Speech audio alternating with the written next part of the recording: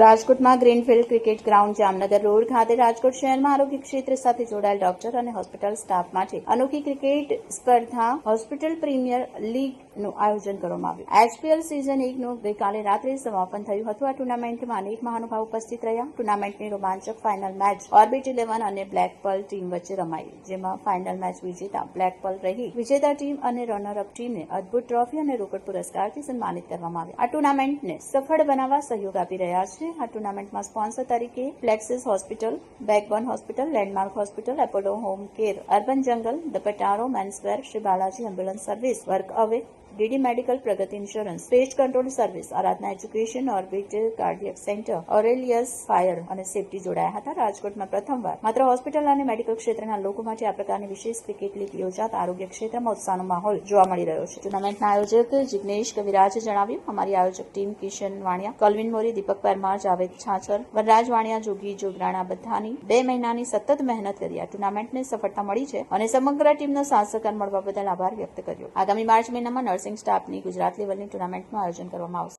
Hospital premier લીગના બધા ઓર્ગેનાઇઝરનો ખૂબ ખૂબ આભાર માનું છું. અત્યારે આ સ્ટ્રેસફુલ અને બિઝી લાઈફમાં એક બ્રેક જેવું છે અને આનંદની પળો છે.